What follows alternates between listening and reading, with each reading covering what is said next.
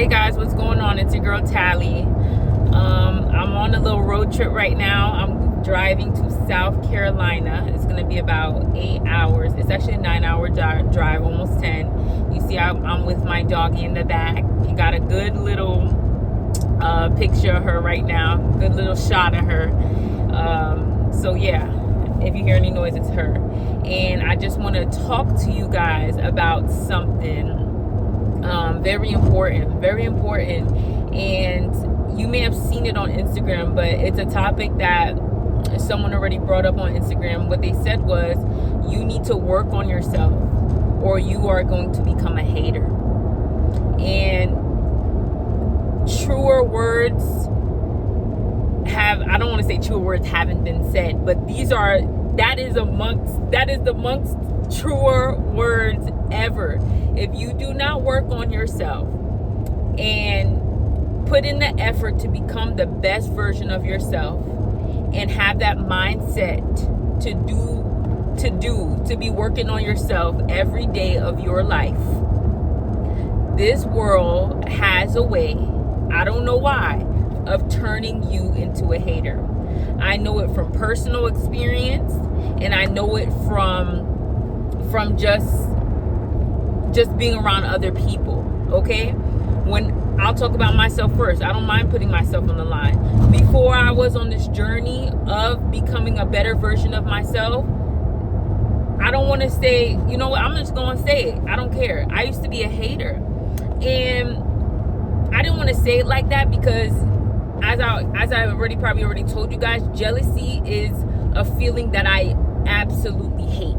So even back then, I used to hate that feeling of being jealous of people. Even though that feeling still came into me time to time, it's not a feeling that I used to tolerate, basically, right? Because we have a decision of whether we want our we don't have a decision of sometimes we don't have a decision on whether or not we want to feel an emotion. Sometimes the emotion just comes to us, but we do have a decision on whether or not we want to dwell on that emotion, is what I'm saying. And jealousy was one of those emotions that when it touched me, I used to try to get rid of it very quickly because I hate jealousy. I hate that spirit. I believe it's a spirit, me, and I hate that spirit of jealousy, you know? So I reconcile it real quick. But like I said, before I started working on myself, that I used to feel those feelings. And it was because maybe I might notice that somebody is working on themselves, or they're putting effort into a certain area of their life that I would want to put effort into, that I would see myself putting effort to. That's something that I would want to do, right? So you're going to fall victim to that. If you're not on your journey and you're working on yourself, if you're not on your journey and you're not working on yourself, you're going to fall victim to that more often than not. Even when you are on your journey, right? Even when you are on your journey and you see someone further along with you, you may experience those feelings, because at the end of the day, I will admit that we are human beings, and those type of feelings are going to come to us. A whole bunch of different type of emotions that we may not like. We may not even know where it's coming from, and we're even ashamed that we feel that way. Those kind of emotions come to us. So we just have to have the tools and the strategies we need to be able to deal with it. But make no mistake, if you are complacent, if you don't have a vision for your life, if you are settling, that feeling jealousy is going to come upon you, and you're going to be wrestling with it. You may be at a point where it just becomes you. Like, you just tolerate and you accept it. You settle for being a jealous person. And I urge you not to settle for it, because you do not have to settle for it. You do not have to settle for being a jealous person. Have you ever been around someone who they always, like, you know that person's a jealous person? Like, anytime someone has good news, they always have some type of rebuttal, something to say about it. Nothing could ever be like good. You can't celebrate anything around them because they always have drawbacks. They always have what if this doesn't work? Like anything you tell them, they always have some kind of opposing view. You know what I'm saying? Like I know there's people even around me, even in my family, who act like that.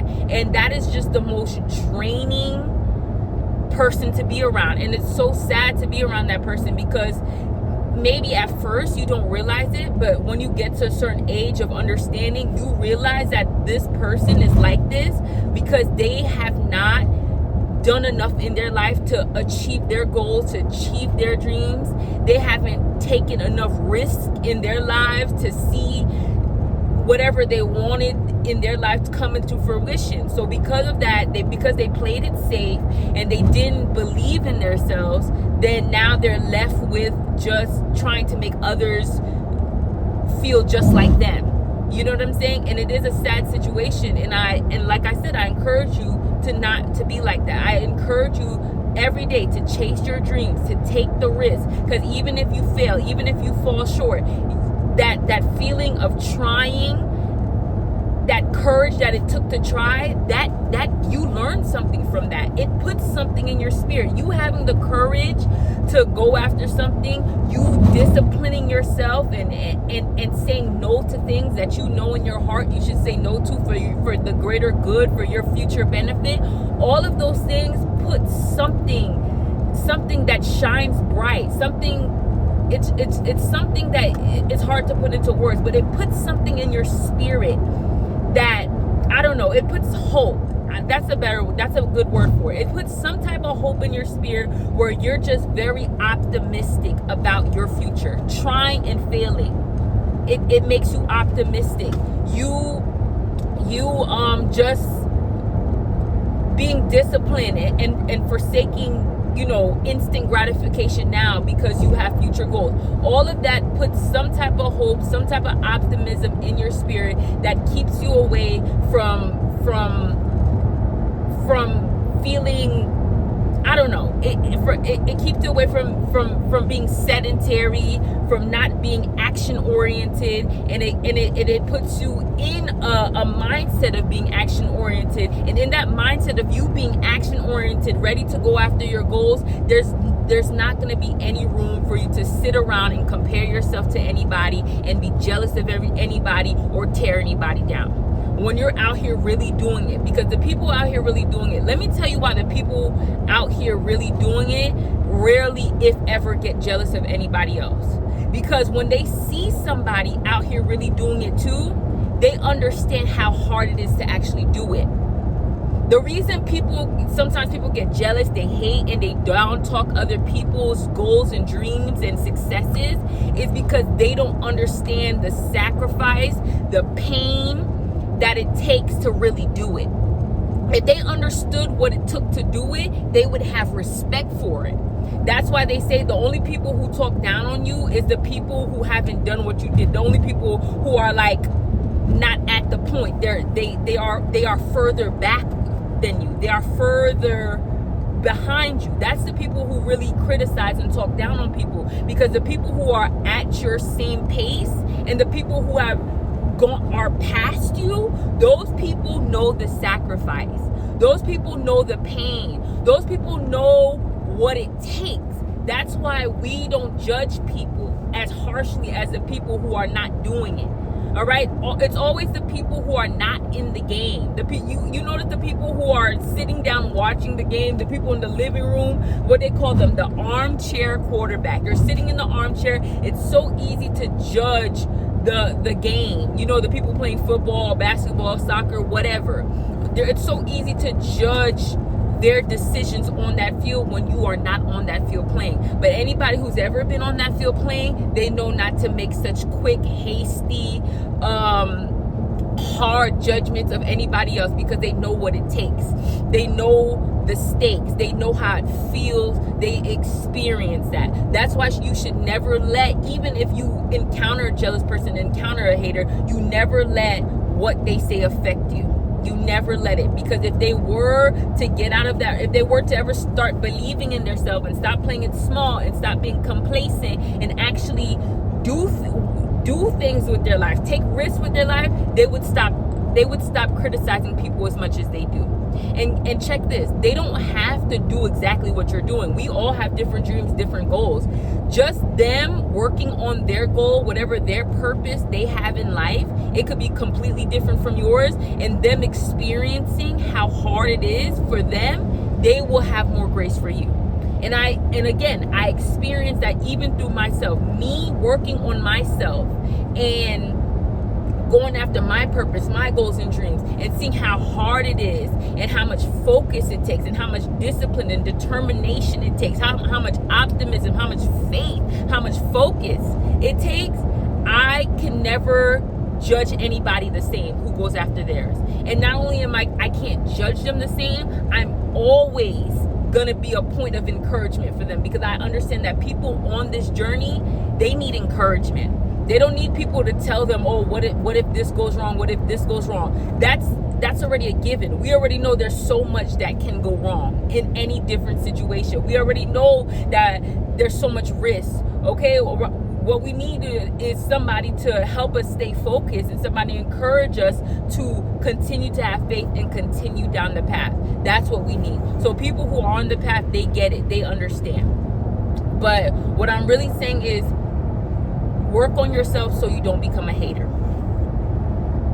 Chase your goals, your visions, not someone else's goals. So, sometimes if you're chasing what you think you're supposed to be chasing, something that's not really in the cards for you, or something that you saw that you never really confirmed with God about for your life, or somebody else's vision that doesn't belong to you, that could turn you into a hater too.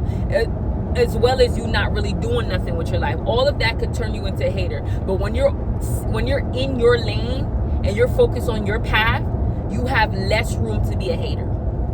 You have less room to be a hater. When you're sedentary and you're complacent and you're not going out there and taking risks, you're not disciplining yourself, you're not doing the things to get better, 1% better at each and every day to better your life, you have too much time on your hands to look at other people, and you're going to start to feel like those who are doing some things with their life, they're surpassing you. And you're going to start comparing yourself to them, like, what's so good about them? What do they have that I didn't have? Nothing. God gave you everything you need to do what you need to do in this world. You just have to put those tools to use. Nobody's coming to save you.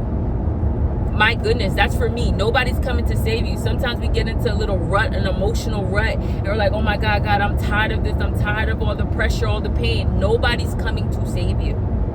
You got to do this for yourself. You got to do this for yourself. You can't do this for anybody else. If you're doing it for somebody else, it's not going to last. You're not going to have what it takes to outlast.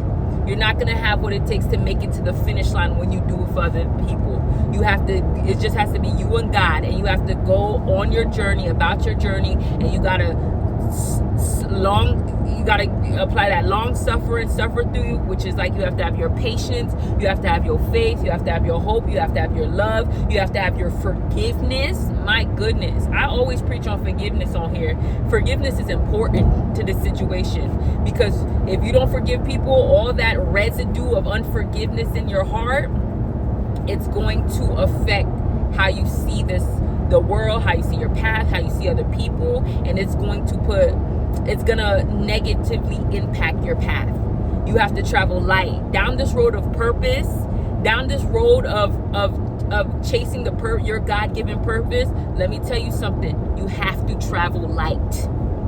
It's a light travel. You can't have too much baggage down here, or you're not gonna make it. It's already hard enough.